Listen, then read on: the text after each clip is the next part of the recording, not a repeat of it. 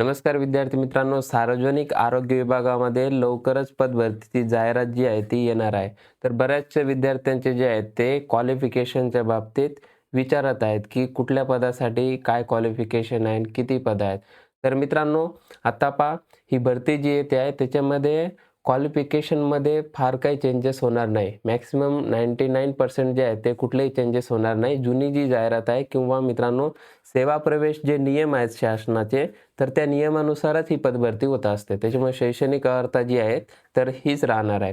त्यामुळे 10वी पासवर, त्यानंतर 12वी, त्यानंतर मित्रांनो डिग्री आणि काही प्रोफेशनल डिग्रीज आहेत किंवा काही कोर्सेस आहेत त्यांच्या बेसिसवर ही पदभरती आहे. तर कुठल्या क्वालिफिकेशनसाठी कुठली पोस्ट आहे, कुठलं पद आहे ते सर्व मित्रांनो माहिती तुम्हाला या व्हिडिओमध्ये जी आहे ती मिळून जाईल. तर व्हिडिओ जो आहे शेवटपर्यंत पाहायचा आहे आणि मित्रांनो नवीन असाल चॅनलवर तर चॅनलला सबस्क्राईब देखील करून घ्यायचे आहे. तसेच मित्रांनो तुम्ही कुठल्याही स्पर्धा परीक्षेची तयारी करत असाल तर मित्रांनो आपलं practice exam preparation app download करून घ्या. तिथे तुम्हाला मित्रांनो PDF बँक तसेच दर्जेदार टेस्ट सिरीजेस जे आहेत ते उपलब्ध आहे.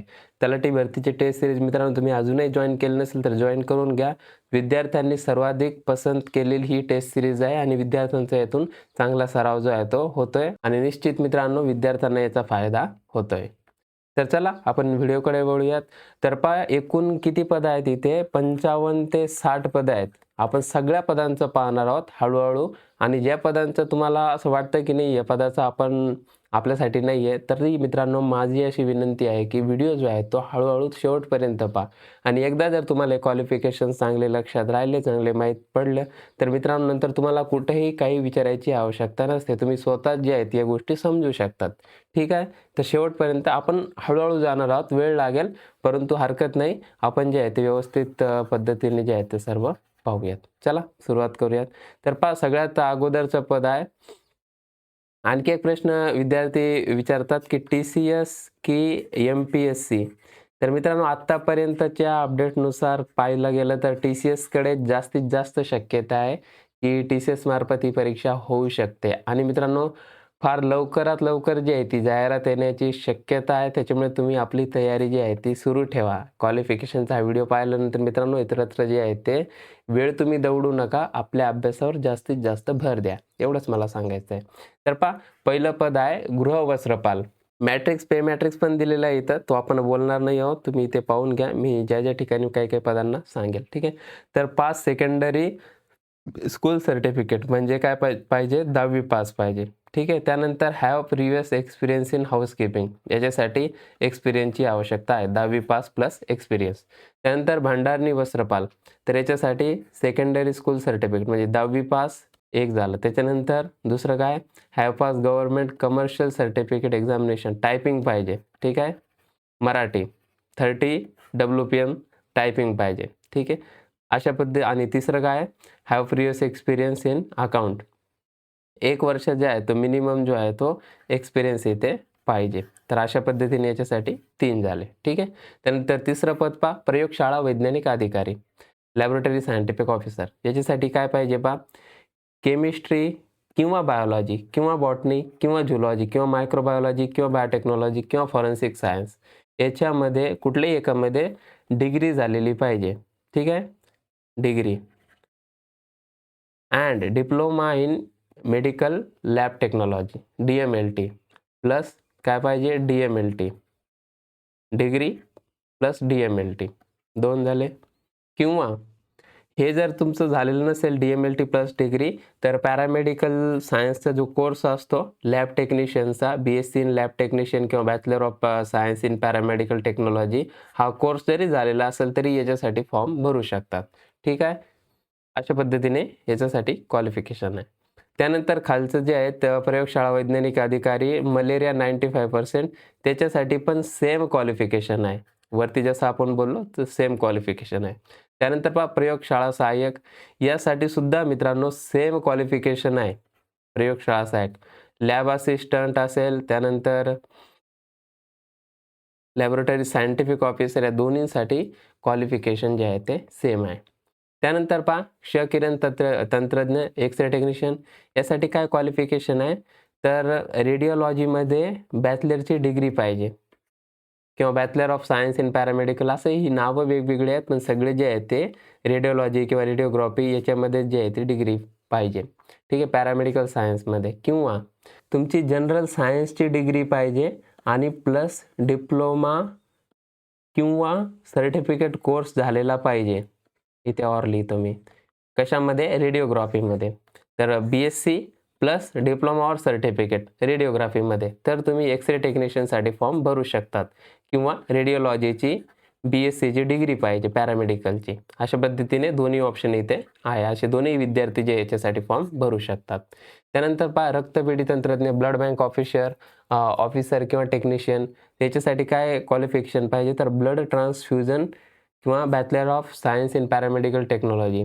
तर ब्लड ट्रान्सफ्युजन ही पॅरामेडिकलची डिग्री आहे, ती पाहिजे. किंवा BScची degree plus diploma in blood transfusion किंवा ब्लड बँक टेक्नॉलॉजी किंवा मेडिकल लॅब टेक्नॉलॉजी. MLT झाले असेल तरी चालेल किंवा ब्लड बँक टेक्नॉलॉजी झाले असेल तरी चालेल, प्लस BSc. अशा पद्धतीने इथे 2 क्वालिफिकेशन आहे. दोन्ही विद्यार्थी यासाठी फॉर्म भरू शकतात. त्यानंतर पहा, औषध निर्माण अधिकारी.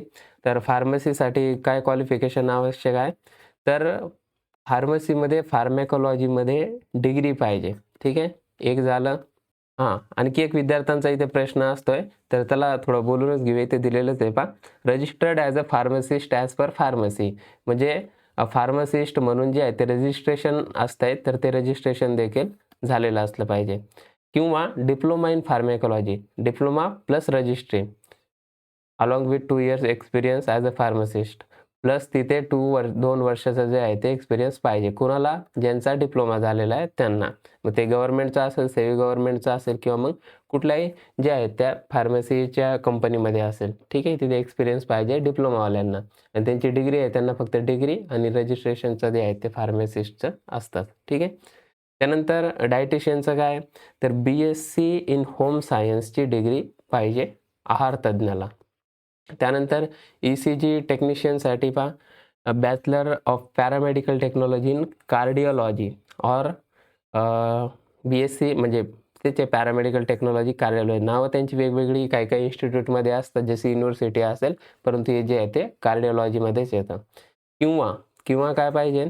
पाहिजे डिग्री ऑफ BScची degree plus diploma or certificate. कशामध्ये? कार्डिओलॉजीमध्ये. असे विद्यार्थी ECG टेक्निशियनसाठी फॉर्म भरू शकतात. त्यानंतर डेंटल मेकॅनिक, तर याच्यासाठी काय पाहिजे?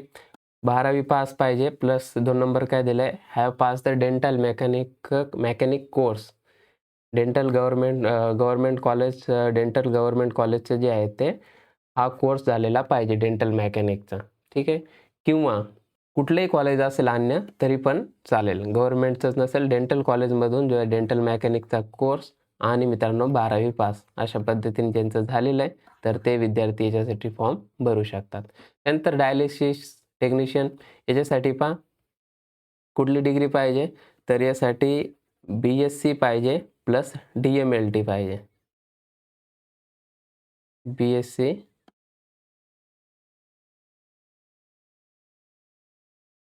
प्लस DMLT अशा पद्धती. तर ते विद्यार्थी जे आहे ते डायलिसिससाठी फॉर्म भरू शकतात. तर पहा, इथे तुम्ही पाहू शकतात आपल्या क्वालिफिकेशननुसार आपण किती पदांना अप्लाय करू शकतो, हे देखील तुम्ही नोट डाऊन करा आपल्या क्वालिफिकेशननुसार. म्हणजे जे आहे ती आपली फॉर्म भरण्याची किंवा आपल्याली माहिती जी आहे ती अपग्रेड होईल आणि तिची माहिती आधीच असल्यामुळे नंतर आपल्याला फार कन्फ्युजन होणार नाही. तात्काळ जे आहे ते फॉर्म भरून मोकळं होऊन अभ्यासाला लागायचं आहे. ठीक आहे. त्यानंतर पहा, अधिपरिचारिका. तर स्टाफ नर्स जी आहे त्याच्यामध्ये काय झालेलं पाहिजे? तर जनरल नर्सिंग, त्यानंतर मिडवायफरी डिप्लोमा आणि रेकॉग्नाइज्ड इन्स्टिट्यूटमधून. तर याच्यामध्ये जनरल नर्सिंग म्हणजेच याला काय म्हणतात? तर GNM ज्यांचं झालेलं आहे, तर मित्रांनो ते स्टाफ नर्ससाठी फॉर्म भरू शकतात. त्यानंतर पहा, इथे काय दिलं आहे? भारतीय परिचर्या परिषदेच्या निकषानुसार दूरस्थ शिक्षणाद्वारे कोणत्याही मुक्त विद्यापीठातून या पदाची अर्थ धारण करणारा, तसेच दूरस्थ शिक्षणाद्वारे कोणत्याही मुक्त विद्यापीठातून या पदाची अर्थ प्राप्त केल्यानंतर ज्याने मान्यता प्राप्त विद्यापीठाची पदव्युत्तर पदवी धारण केली आहे, असा उमेदवार या पदाकरिता नियुक्तीसाठी पात्र असणार नाही. म्हणजे ओपन युनिव्हर्सिटीमधून ज्यांनी ही डिग्री घेतलेली आहे, तर ते इथे फॉर्म भरू शकत नाही. अशा पद्धतीने ते सांगितलेलं आहे.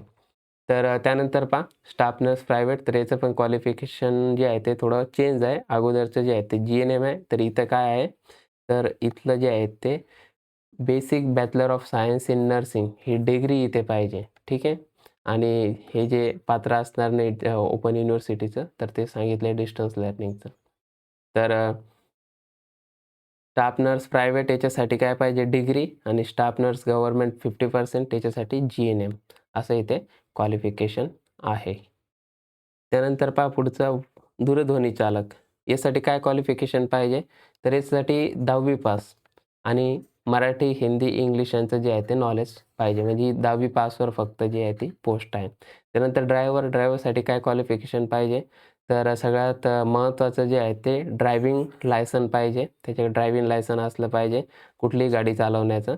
त्याच्यानंतर 10वी पास 10वी पास असलेलं पाहिजे आणि 3 वर्षाचा कमीत कमी इथे जो आहे तो एक्सपिरियन्स पाहिजे 3 वर्षाचा. आणखी काय दिलेलं आहे, थोडंसं जो गाडी चालवतो त्याला जे आहे ते बेसिक नॉलेज असते रिपेअरिंगचं गाड्या वगैरे किंवा क्लीनिंग किंवा सर्व काही गोष्टी जे आहेत ते पाहण्याचं गाड्याचं नॉलेज तर असते. तर या गोष्टी तर ऑलरेडी आहेच. तर काय ड्रायव्हिंग लायसन प्लस 10वी पास प्लस एक्सपिरियन्स. त्यानंतर शिंपी. शिंप्यासाठी काय पाहिजे पहा 10वी पास आणि टेलरिंग अँड कटिंग चा जो आहे तो कोर्स झालेला पाहिजे. म्हणजे याच्यामध्ये जो आहे तो आय-टी-आयचा कोर्स असतो हा. तर आय-टी-आयचा कोर्स जो आहे झालेला असला पाहिजे. त्यानंतर नळ कारागीर याच्यासाठी पहा काय पाहिजे, 2 वर्षाचा एक्सपिरियन्स पाहिजे आणि शिक्षणाची इथे इथे काही अट दिलेली नाही आहे, की फक्त जे आहे शिक्षित असला पाहिजे, वाचता लिहिता आलं पाहिजे इतकंच दिलेलं आहे आणि 2 वर्षाचा एक्सपिरियन्स दिलेला आहे. परंतु रेफरन्स कुणाला देईल, की दिला जाईल, की त्यांनी जो आहे प्लंबरचा कोर्स केलेला आहे डी-टी-ईमधून. ठीक आहे. त्यानंतर सुतार याच्यासाठी काय क्वालिफिकेशन पाहिजे, तर कार्पेंटरीचा जो आहे कोर्स झालेला असला पाहिजे. तर ते व्यक्ती सुताराचा फॉर्म जो आहे कार्पेंटरचा फॉर्म भरू शकतात. त्यानंतर ऑप्थॅल्मिक ऑफिसर नेत्रचिकित्सा, तर ऑप्टोमेट्रीमध्ये डिग्री झालेली पाहिजे. तर ते विद्यार्थी जे आहेत ऑप्टोमेट्रीसाठी फॉर्म भरू शकतात. त्यानंतर सायकियाट्रिक सोशल वर्कर किंवा सोशल सुपरिटेंडंट, तर याच्यासाठी एम-एस-डब्ल्यूचा जो आहे तो कोर्स असतो तो झालेला पाहिजे आणि सायकियाट्रिक सोशल वर्कमध्ये स्पेशलायझेशन झालेलं असलं पाहिजे किंवा मास्टरची एम-एस-डब्ल्यू सोशल वर्कमध्ये डिग्री असली पाहिजे आणि त्याच्यामध्ये सब्जेक्ट असला पाहिजे सायकियाट्री. म्हणजे मनोविकृती हा जो सब्जेक्ट आहे तो घेऊन सोशल वर्कमध्ये मास्टर केलेलं असलं पाहिजे. म्हणजे एम-एस-डब्ल्यू जे आहे ते इथे फॉर्म भरू शकतात आणि ज्यांनी हे केलेले त्या विद्यार्थ्यांना सगळं माहितीच असतं की कुठले-कुठले सब्जेक्ट असतात. तर ज्यांच्याकडे सायकियाट्री हा सब्जेक्ट घेतलाय तर ते यासाठी फॉर्म भरू शकतात, पात्र आहेत. त्यानंतर फिजिओथेरपिस्टसाठी तर काय, ज्यांची 12वी झालेली आहे प्लस त्यांनी जे आहे ते डिप्लोमा केला आहे फिजिओथेरपीमध्ये, ते देखील मित्रांनो इथे हा फॉर्म भरण्यासाठी पात्र आहेत. परंतु रेफरन्स जे आहे ते फिजिओथेरपीची ज्यांच्याकडे डिग्री आहे त्यांनाच दिला जातो. तर दोन्ही विद्यार्थी फॉर्म भरू शकतात, पण फिजिओथेरपीची डिग्री मुख्यत्वे ज्यांच्याकडे आहे ते इथे जास्ती म्हणजे पात्र धरले जातात, प्राधान्य त्यांना दिलं जातं. त्यानंतर व्यवसायोपचार तज्ञ, तर याच्यामध्ये ऑक्युपेशनल थेरपीची डिग्री पाहिजे. त्यानंतर काउन्सिलरसाठी master degree in clinical psychology. त्यानंतर 1 वर्षाचा एक्सपिरियन्ससुद्धा आवश्यक आहे. त्यानंतर मित्रांनो, have gain after acquired the qualification referred in clause, तर हे 1 इयरचा एक्सपिरियन्स दिला आहे ते दिले आहे. त्याच्यानंतर 5 वर्षाचा एक्सपिरियन्स असला पाहिजे. तर हा 1 वर्षाचा एक्सपिरियन्स जर नसेल मेडिकल मध्ये, तर 5 वर्षाचा एक्सपिरियन्स असला पाहिजे काउन्सिलिंगमध्ये मेंटल हेल्थच्या. ठीक आहे. त्यानंतर रासायनिक सहाय्यक, तर केमिकल असिस्टंट ह्याच्यामध्ये एम-एस-सी झालेली असली पाहिजे विथ बायोकेमिस्ट्री. ठीक आहे. किंवा BSc in chemistry as a principal subject from recognised university. BSc पण चालेल किंवा एम-एस-सी विथ बायोकेमिस्ट्री. त्यानंतर बॅक्टेरियोलॉजिस्ट, तर याच्यासाठी एम-एस-सी झालेली असली पाहिजे मायक्रोबायोलॉजीमध्ये किंवा बी-एस-सी इन मायक्रोबायोलॉजी, त्याच्यामध्ये सब्जेक्ट असला पाहिजे मायक्रोबायोलॉजी तुमचा मुख्य. त्यानंतर नॉन मेडिकल असिस्टंट, तर याच्यामध्ये 10वी पास आणि 4 महिन्याचा जो आहे ट्रेनिंग कोर्स लेप्रेसी वर्क किंवा लेप्रेसी सेंटरमध्ये जे आहे ते लेप्रेसी वर्कचा 4 महिन्याचा जो कोर्स असतो तो केलेला असला पाहिजे. त्यानंतर वॉर्डन याच्यासाठी पहा बी-एससी डिग्री झालेली पाहिजे किंवा आर्ट किंवा सायन्स, तर ते विद्यार्थी याच्यासाठी फॉर्म भरू शकतात गृहपाल या पदासाठी. त्यानंतर अभिलेखापाल, रेकॉर्ड कीपर. तर याच्यामध्ये ग्रॅज्युएट ऑफ रिकॉग्नाइज्ड युनिव्हर्सिटी. तर ही ॲनी डिग्रीवर ही पोस्ट आहे. त्याच्यानंतर certificate or diploma in library science. Library सायन्समध्ये जे आहे ते सर्टिफिकेट किंवा डिप्लोमा झालेला पाहिजे. त्यानंतर desirable experience in library work or record maintenance knowledge of foreign language. Foreign लँग्वेजचं जे आहे ते म्हणजे इंग्लिश वगैरेचं नॉलेज इथे पाहिजे असं म्हटलेलं आहे. त्यानंतर आरोग्य पर्यवेक्षक, हेल्थ सुपरवायझर. तर इथे बी-एससीची डिग्री पाहिजे. त्यानंतर पॅरामेडिकलचा बेसिक ट्रेनिंग कोर्स जो आहे तो पूर्ण केलेला असला पाहिजे. आणि काय म्हटलं आहे, बी-एससी झालेलं पाहिजे आणि मल्टीपर्पज हेल्थ वर्करचा जो कोर्स आहे बेसिक ट्रेनिंगचा तो इथे कंप्लीट केलेला पाहिजे किंवा सॅनिटरी इन्स्पेक्टरचा जो कोर्स आहे, तो देखील ज्यांनी केलेला असेल, त्या देखील याच्यासाठी फॉर्म भरू शकतात सुपरवायझरसाठी. ठीक आहे. त्यानंतर वीजतंत्री, इलेक्ट्रिशियन याच्यासाठी काय क्वालिफिकेशन आहे? 10वी पास पाहिजे. त्याच्यानंतर ITIमध्ये जे आहे ते इलेक्ट्रिशियनचा कोर्स पूर्ण झालेला पाहिजे. त्यानंतर दिलेलं आहे की not less than 5 year experience, full time work. 5 वर्षाचा इथे एक्सपिरियन्स जो आहे तो मागितलेला आहे. त्यानंतर have capacity to inspect the vehicle and identify faults, defects in vehicle and having permanent vehicle driving licence. इथे जे आहे ते हे ट्रान्सपोर्टमध्ये मित्रांनो हे पद येतं, तर याच्यासाठी हे नॉलेज असणं गरजेचं आहे गाड्या चालवण्याचं. त्याच्यामध्ये काही खराबी आली तर तुम्हाला जे आहे ते शोधून काढणे आणि तुमच्याकडे लायसन असणं गरजेचं आहे. त्यानंतर पहा कुशल कारागीर, आर्टिजनसाठी 10वी पास पाहिजे आणि आर्टिजनचा ITIमध्ये जो आहे तो कोर्स झालेला पाहिजे. 5 वर्षाचा एक्सपिरियन्स सांगितलेला आहे आणि मित्रांनो हे देखील पद जे आहे ते परिवहनमध्ये ट्रान्सपोर्टमध्ये असल्यामुळे इथे पण ड्रायव्हिंग लायसन्स कंपल्सरी सांगितलं आहे. त्यानंतर सीनियर टेक्निकल असिस्टंट त्याच्यामध्ये 10वी पास पाहिजे. त्यानंतर diploma in mechanical or automobile or production engineering आणि 2 वर्षाचा इथे एक्सपिरियन्स सांगितलेला आहे. त्याच्यानंतर गाड्यांच्या बाबतीत सांगितलं आहे आणि ड्रायव्हिंग लायसन्स देखील इथे आवश्यक आहे. त्यानंतर ज्युनियर टेक्निकल असिस्टंट तर याच्यामध्ये 10वी पास पाहिजे प्लस कन्सन्ट्रेटमध्ये जे आहे ते ITI झालेला पाहिजे. आता इथे कन्सन्ट्रेट म्हणजे कोणता? तर तांत्रिक. तांत्रिकचा जो आहे हा टेक्निकलचा कोर्स इथे झालेला पाहिजे. ट्रान्सपोर्टमध्येच मित्रांनो हे पद येत आहे. तर मग याच्यामध्ये काय होऊन जातं, तर ऑटोमोबाईलमध्ये ज्यांचं ऑटोमोबाईल ट्रेडमध्ये ज्यांचा डिप्लोमा किंवा ITI झालेलं आहे, तर ते मित्रांनो इथे या पदासाठी फॉर्म भरू शकतात. त्यानंतर टेक्निशियन HEMR त्याच्यासाठी 10वी पास प्लस डिप्लोमा झालेला पाहिजे बायोमेडिकल ऑर इलेक्ट्रिकल किंवा इलेक्ट्रॉनिक्स इंजिनिअरमध्ये आणि 2 वर्षाचा जो आहे तिथे एक्सपिरियन्स सांगितलेला आहे. त्यानंतर ज्युनियर HEMR तर याच्यासाठी पण 10वी पास, त्यानंतर डिप्लोमा, त्यानंतर मित्रांनो इथे कमीत कमी 1 वर्षाचा एक्सपिरियन्स आवश्यक सांगितला आहे. त्यानंतर दंत आरोग्यक याच्यासाठी 12वी पास प्लस इथे डेंटल हायजिनिस्ट एक्झामिनेशन जी आहे ती पास केलेली ज्यांनी आहे तर ते फॉर्म भरू शकतात. त्यानंतर सांख्यिकी अन्वेषक तर ॲनी ग्रॅज्युएट इथे फॉर्म नाही भरू शकत, तर कोण फॉर्म भरू शकतात इथं? तर BSc with maths and stat or BCom with stat or BA in economics and stat. तर ते विद्यार्थी जे आहेत ते फॉर्म भरू शकतात. बेसिकली ज्यांच्याकडे स्टॅटची डिग्री आहे प्लस मॅथ तर ते विद्यार्थी ते फॉर्म भरू शकतात सांख्यिकी अन्वेषकसाठी. त्यानंतर फोरमन तर 10वी पास पाहिजे आणि डिप्लोमा असला पाहिजे automobile or mechanic or production engineering. 2 वर्षाचा एक्सपिरियन्स सांगितलेला आहे आणि ड्रायव्हिंग लायसन वगैरे आवश्यक आहे.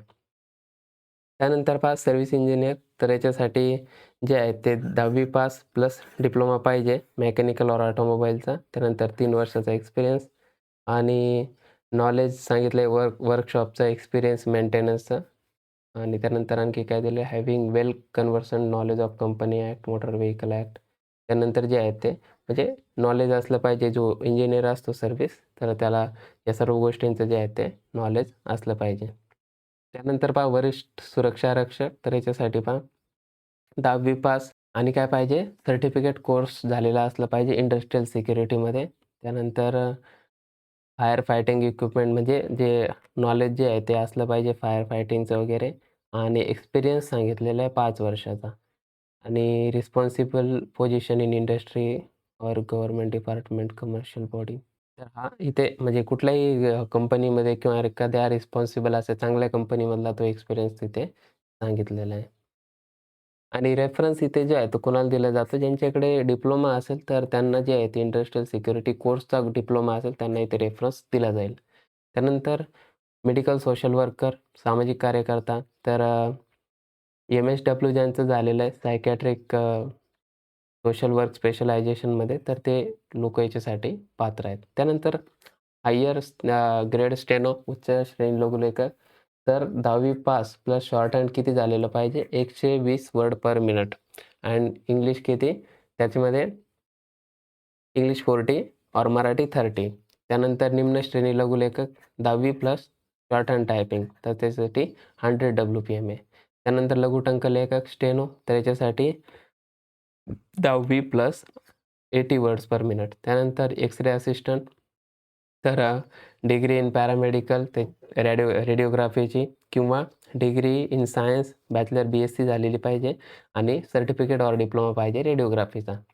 त्यानंतर ECG तंत्रज्ञ, तर याच्यामध्ये न्यूरोलॉजीमध्ये जी आहे ती पॅरामेडिकल सायन्सची डिग्री झालेली असली पाहिजे किंवा BSc प्लस काय झालेलं पाहिजे? Diploma or certificate in EEG or neurology किंवा EEGमध्ये त्यांची डिग्री झालेली आहे, ते इथे फॉर्म भरू शकतात. ECG वेगळं आहे, EEG वेगळं आहे. ठीक आहे? हे दोन्ही पोस्ट जे आहे तुम्ही लक्षात घ्यायचे आहेत. त्यानंतर हिस्टोपॅथो तंत्रज्ञ, हिस्टोपॅथी टेक्निशियन, तर याच्यामध्ये पॅरामेडिकलची डिग्री हिस्टोपॅथॉलॉजीची किंवा BSc plus diploma or certificate in हिस्टोपॅथॉलॉजी.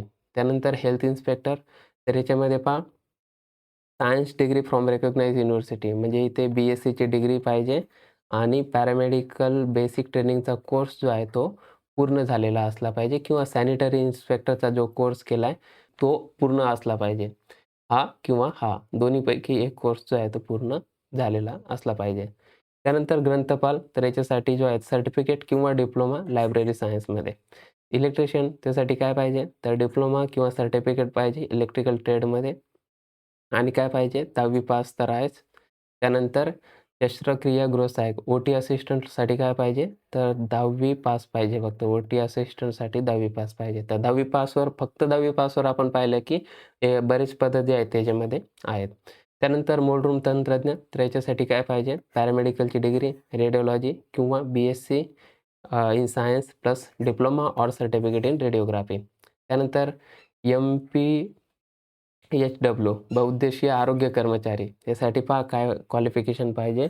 तर 12th सायन्स, 12वी सायन्स याच्यासाठी झालेलं पाहिजे plus paramedical basic training course जो आहे तो पूर्ण झालेला पाहिजे, जो की कंडक्ट केलेला होता सॅनिटरी इन्स्पेक्टरसाठी किंवा MPHWसाठी. ठीक आहे. त्यानंतर ज्युनियर ओव्हरसिअर आवश्यक, याच्यामध्ये पहा 10वी पास असलेलं पाहिजे आणि इक्विव्हॅलंट एक्झाम विथ, म्हणजे 10वी पासच सांगितलेलं आहे आणि इथे फक्त हाईटचं क्वालिफिकेशन आहे. तर याच्यासाठी हाईट आणि चेस्ट दिलेलं आहे. म्हणजे इथं तुम्हाला निरीक्षणाचं लक्ष वगैरे ठेवण्याचं जे आहे ते काम आहे. तर इथे हाईट आणि फिजिकल रिक्वायरमेंट जे आहे तिथे आहे. 10वी पासच आहे.